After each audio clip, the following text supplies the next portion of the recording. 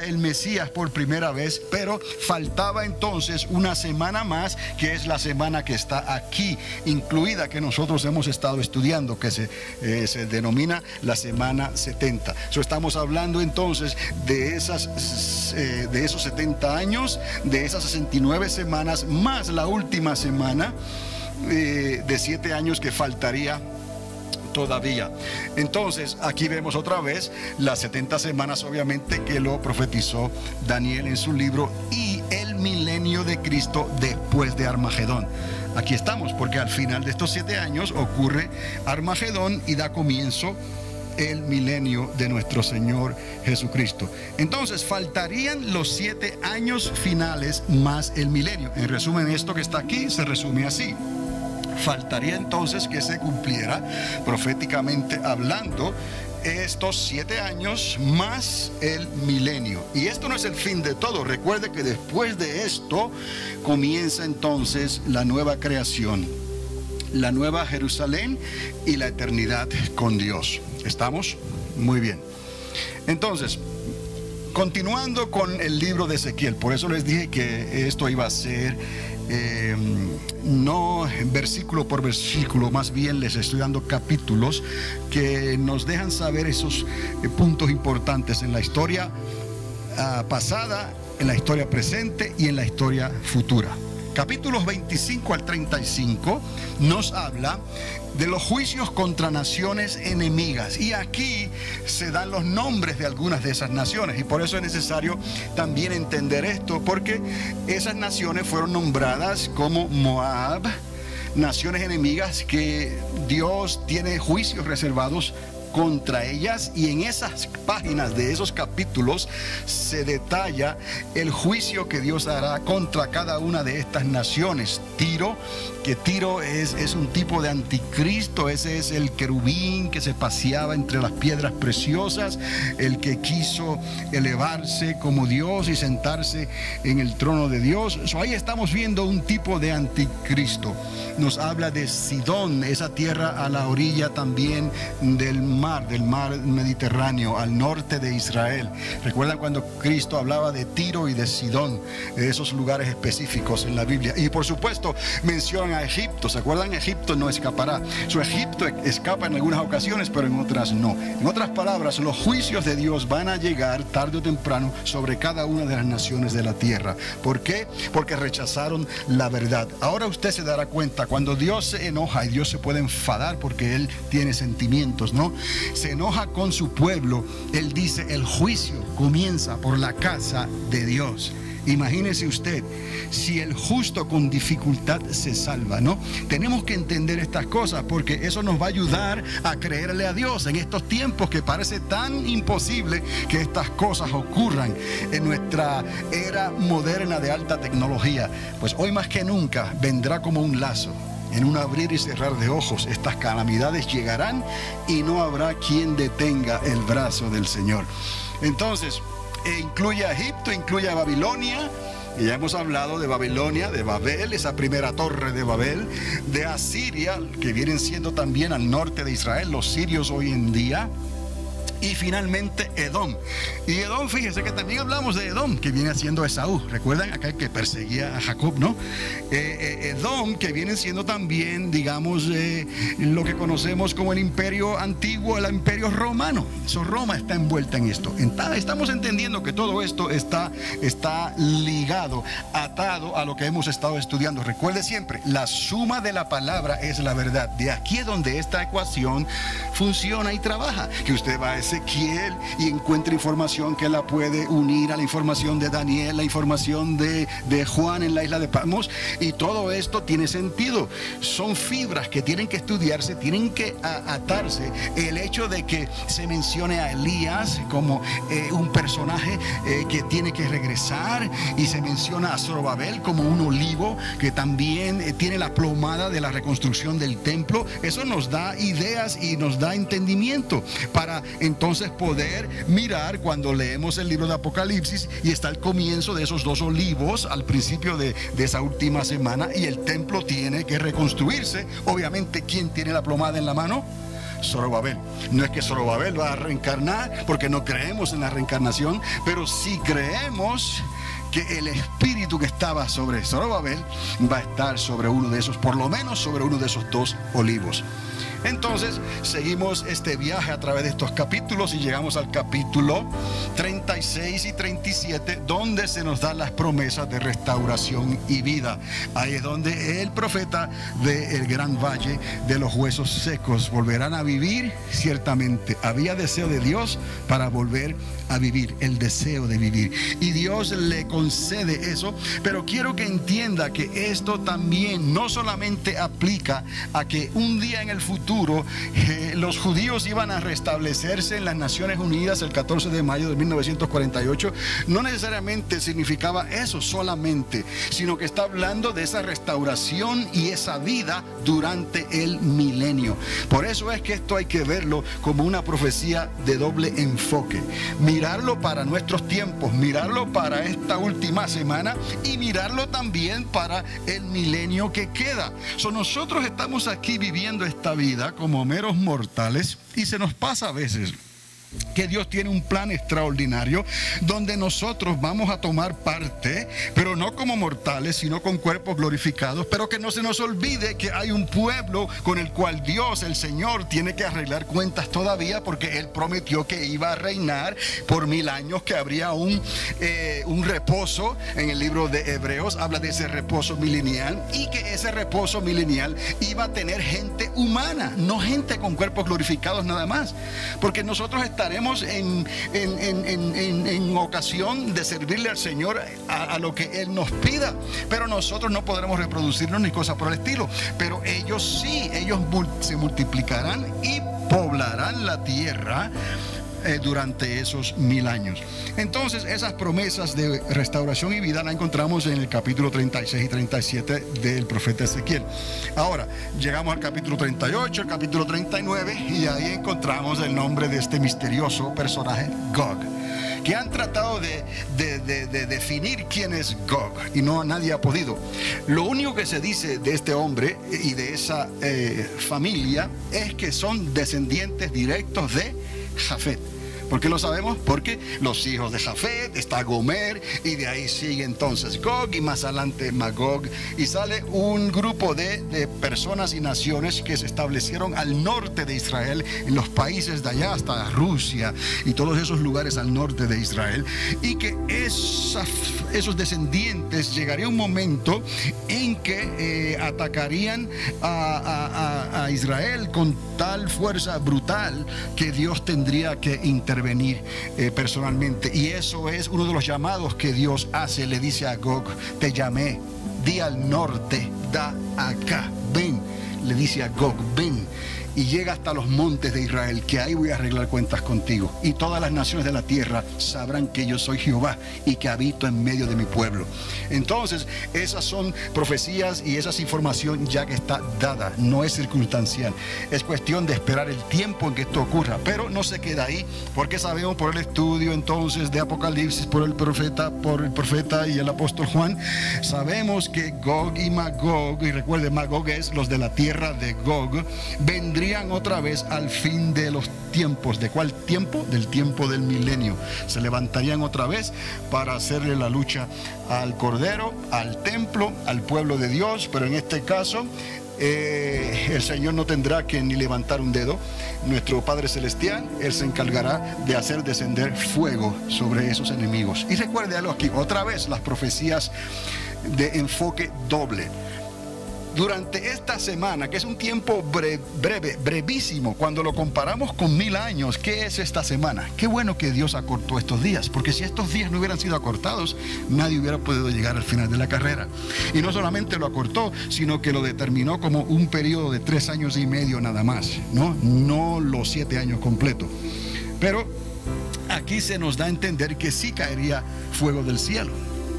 El profeta está viendo ese fuego del cielo, cómo está cayendo sobre esa alianza del octavio rey, que encuentra en los ismaelitas una descendencia que está dispuesta, que piensa como él. Y no solamente los ismaelitas, sino que también se acercan a ellos esta otra alianza de Gog. Y ahí encontramos entonces, más adelante vemos los que andaban con Gog también, quienes en realidad podemos decir que por lo menos tenían alianza con ese misterioso personaje de Gog. Y ahí escribimos a los persas, que significa a Irán, y también a Fut, y algunos consideran que es Etiopía, pero no la Etiopía de hoy, sino más bien Libia, donde estaba Gaddafi antes reinando. Todas esas personas que muchos de ellos sabemos que son mercenarios, son asesinos a sueldo. Entonces cantidad de mercenarios andan con este grupo de Gog y Magog. Entonces vemos los descendientes de Jafet, vemos a Fut, esos mercenarios del norte de África, vemos a Persia, que es Irán, vemos a Etiopía, y vemos a Gomer, que ya eso no existe, pero Gomer equivaldría el norte del Mediterráneo. Entonces estamos viendo todo esto porque esto se está formando y está tomando parte en un periodo corto de aquí, de estos 7 años, pero también al final de este largo milenio. Son las mismas personas, los mismos personajes que se levantan otra vez contra el pueblo de Dios. Continuando entonces, llegamos al capítulo 40, al capítulo 42 de Ezequiel, y ahí entonces detalladamente podemos ver la construcción del cuarto y último templo terrenal. Ok, digo cuarto y último templo terrenal porque después de esto la tierra no será conocida como es. Serán cielos nuevos y ¿qué? Y tierra nueva. Cuando vea usted que yo les hablo aquí, y porque lo dice ahí la escritura, el cuarto templo es en realidad el último templo terrenal. Pero no es el templo de la primera mitad de la última semana. Ese es otro templo que falta todavía por cumplirse. Ya tenemos el lugar, estado ahí donde está la mezquita de Omar, donde está la cúpula. Ese es el lugar, ahí está la piedra. Debajo de esa cúpula está la piedra. Tuvimos la oportunidad en aquel entonces de meternos ahí y hasta tocar la piedra. Gloria a Dios.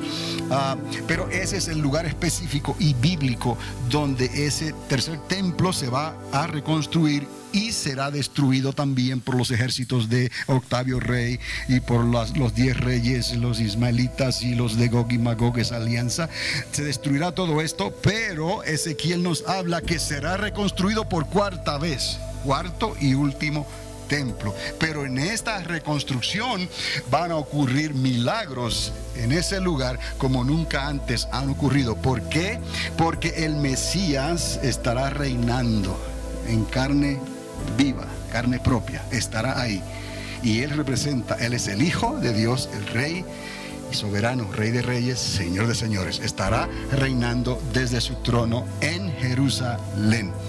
Entonces estamos viendo cómo todo esto se va desenvolviendo. Llegamos entonces a los capítulos 43 al 46, recuerde son 48 capítulos, y encontramos la reinstitución del servicio sacerdotal y las fiestas conmemorativas para el pueblo de Dios. Y aquí comenzamos, y aprovecho esto para tomar un pequeño receso, ¿ok?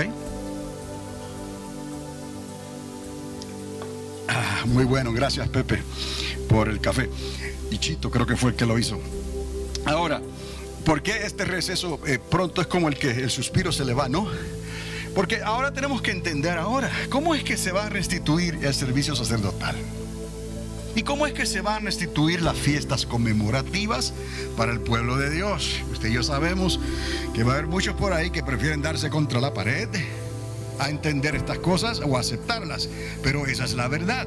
Durante el milenio se va a restablecer la institución religiosa, o sea, el templo con todas sus fiestas conmemorativas. Eso implica, los sacrificios de cebada, las libaciones y los sacrificios de sangre.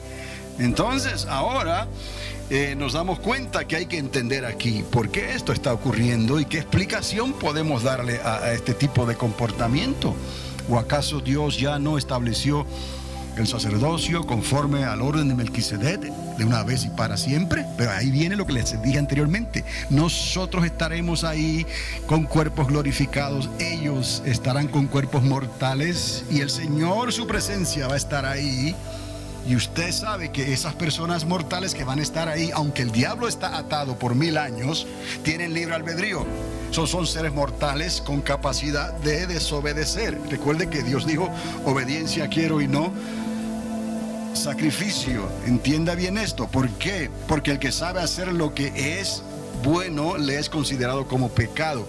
Ellos tendrán que obedecer todo lo que Dios le estará diciendo desde el templo. Y si ellos desobedecen, habrán pecado. Y si han pecado, se acercan a Dios, ¿qué va a ocurrir? No podrán vivir para contarlo. Algo tiene que utilizarse en el servicio, en el templo a Dios, en el culto a Dios, que los pueda santificar, que los pueda preparar para llegar ante el Rey, porque tendrán que ir, todo mortal tendrá que ir por lo menos una vez al año y presentarse delante del Señor. Y si hay pecado en esa persona, ciertamente morirá. Entonces vamos a entender entonces cómo es que Dios establece todo esto para permitirle a esos mortales que se puedan acercar ahora al Cristo que pagó el precio por todos y por nosotros, pero que Él estará ahora vivo, sentado, y no es lo mismo entonces. ¿Me explico? Vamos a verlo más adelante. Entonces, estas fiestas conmemorativas serán establecidas y se establecerá el nuevo y último templo terrenal para que puedan vivir y no morir delante del Rey. Vamos a entender esto, ¿ok? Seguimos. En los capítulos 43 al 46 vamos a encontrar esta explicación. Número 1, queda establecido claramente en estos capítulos para que el pueblo humano, y por eso esto está marcado de esta manera, porque hay que recordar esto siempre: ellos son humanos, nosotros no. ¿Lo puede entender? ¿Por qué? Porque nosotros estaremos ahí con cuerpos como glorificados. Ya no somos humanos como somos hoy. Nosotros ya fuimos redimidos por la fe, por la gracia, y podremos acercarnos a Dios. Ya no vamos a morir otra vez, ya no podemos pecar, ya hemos entregado todo lo que somos, nuestro libre albedrío y todo, en las manos de nuestro Dios a través de Jesucristo. ¿Ok? Pero ellos no, ellos tendrán que obedecer, y ahí es donde Dios va a traer la paz sobre todas las naciones en base a la obediencia. Diga obediencia. Obediencia. Ahora, la prioridad de la restauración de ese reino tiene que ser basado en las promesas que Dios le dio a Moisés en el Sinaí, en las promesas que Dios le dio a Abraham a través de los hijos de Jacob. Esas 12 tribus están ahí todavía, las promesas de la división de la tierra, y todo eso tiene que cumplirse porque Dios hizo pacto eterno. Dios no es hombre para que mienta, ni hijo de hombre para que se arrepienta. Lo que Dios prometió tiene que cumplirse. Entonces vamos a comenzar a entender cómo va a trabajar todo esto, cómo podemos resolver este dilema. El libro de Hebreos nos ayuda a entender esto, y el libro de Ezequiel nos ayuda a entender esto también. ¿Cómo acaso podrá trabajar la gracia y las obras simultáneamente al mismo tiempo? Vamos a ver. Entonces, queda establecido claramente en estos capítulos para que el pueblo humano de Dios y cualquier otro ser humano, porque los descendientes de Jacob no van a ser los únicos que van a multiplicarse, Dios le permitirá entrar a esos israelitas que fueron guardados durante 3 años y medio al otro lado del Jordán. Ellos podrán entrar, ellos son parte de los israelitas que restaurados porque creyeron. Pero ¿creyeron cuándo? ¿Creyeron hoy que se les está diciendo que Cristo es el Mesías? No, tienen que probarlo, ese no puede ser. Pero van a creer después, al final de esos 3 años y medio, ¿no? Cuando entonces mirarán al que traspasaron, que pondrá sus pies sobre el monte de los olivos como relámpago de oriente hasta occidente, todo ojo le verá. Entonces alguien puede decir: oh, así cualquiera cree.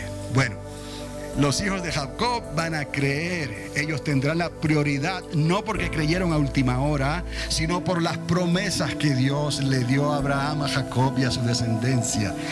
Entonces ellos tendrán la prioridad. De ahí saldrán los levitas, de ahí saldrán los sacerdotes, de ahí saldrá todo el equipo que Dios va a utilizar para que ellos puedan servir en el templo y servir también como ejemplo a todas las naciones de la tierra, hasta Gog y Magog, que estarán multiplicándose sobre toda la tierra y tendrán que obedecer cada año por lo menos e ir y presentarse delante de la presencia de Dios. Y de la única manera que alguien se puede presentar delante de la presencia de Dios y que pueda vivir para contarlo es que haya una santificación y haya algún tipo de expiación por ese pecado y por esa desobediencia. Y el que hizo eso y dio su sangre y murió y resucitó estará sentado vivo en el templo. Entonces no se puede repetir eso sobre esas personas que entraron a última hora. ¿Qué es lo que Dios hace? Instituye lo que antes Él había instituido para que alguien pudiera acercarse a la presencia del Dios en el lugar santísimo, aunque llevaba cadenitas y llevaba campanas por si había pecado, pero entraba ahí y ofrecía entonces sacrificio por el pecado del pueblo.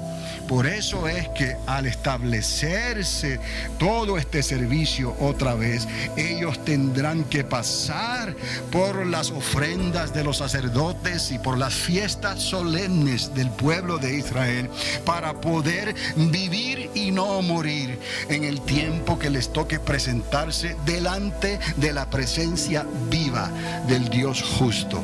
Entonces entendamos que había que hacer algo durante ese milenio para que esto pudiera funcionar y al mismo tiempo nosotros, la iglesia, pudiéramos entender entonces qué fue lo que ocurrió y cuál será nuestra misión.